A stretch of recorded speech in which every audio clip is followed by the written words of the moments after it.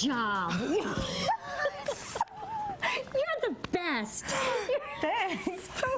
Haven't we all said that to our kids, like when Ford is learning to walk? Good job, good job. You're the best. Yes, I know. But, you know, are we overdoing it? Are we, in fact, creating praise junkies, if you will? I don't know, but let's ask this lady because she will. Our parenting expert is with us, AMY McCREADY.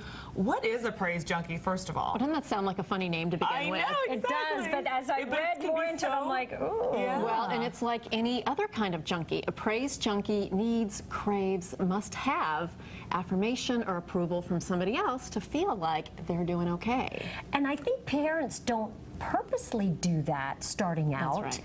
It's you think you're being encouraging, but maybe not. And how will that adversely affect a child? Well, and we'll talk about kind of how to encourage them in a more helpful way. But if we're doing the whole praise thing, what ends up happening is, especially little kids, they'll go to the parents or their teachers for approval. You know, do you like my painting? Are you proud of me? But then eventually it's the peer group or the boyfriend or girlfriend. Are you know, then they're looking for approval from other people as opposed to looking inside themselves. And eventually these praise junkies become, you know, high maintenance employees that always need that a girl, you're doing great, and lots of recognition and awards. So it really is something that we need to take a look at for our kids. So how do we say, good job, you're the best, you're doing great, without, you know, in an appropriate way, without making them addicted to it? Exactly. And there's kind of a helpful way and a not so helpful way to avoid the whole praise junkie thing, but keep them motivated. And so we have 3 strategies that we always share with parents. The first one is to focus on internal motivation versus external. Could you give us an example? You bet. So when they come to you and say, do you love my painting, or are you proud of me? Say, well, it's more important if you're proud of yourself, or how do you feel about your painting? So ask them, kind of refer it back to them, so they sort of have to look inside themselves and think about how they feel about it, as opposed to depending on you for their approval. Or, you know how we always say, oh, I'm so proud of you. So instead of saying, I'm so proud of you, say, wow, you must be really proud of yourself.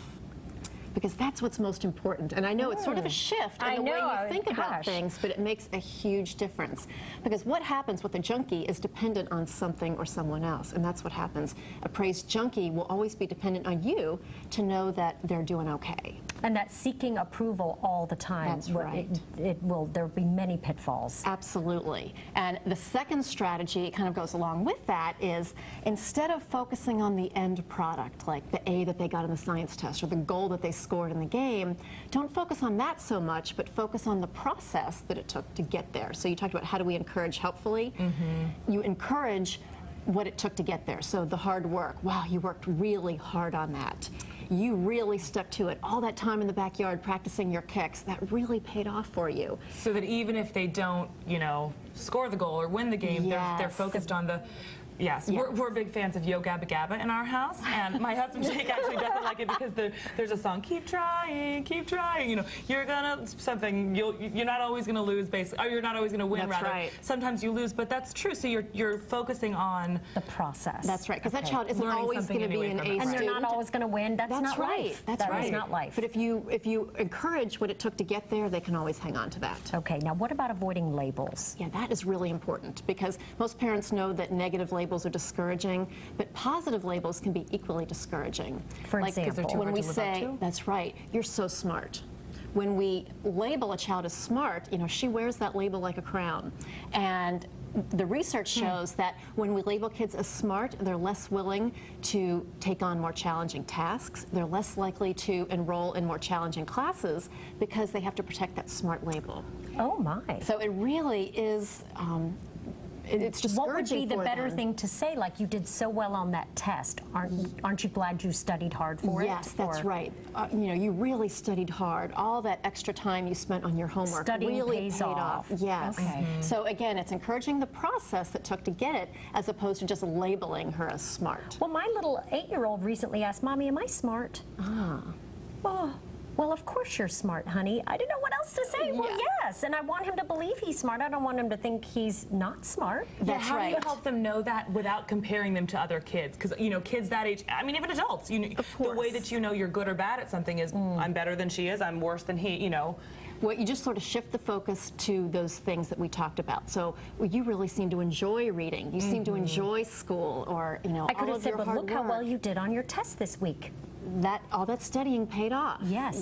Yes. Okay. So again, it's just a little shift in the way we kind of deliver that positive message. We still want to be encouraging, but be careful of what we're encouraging, because we don't want to foster the praise junkie. Amy, I am just getting all of this. Okay, we're just going to all have to go have lunch now and talk about this more, so that when we go home and the kids have to go home from school this afternoon.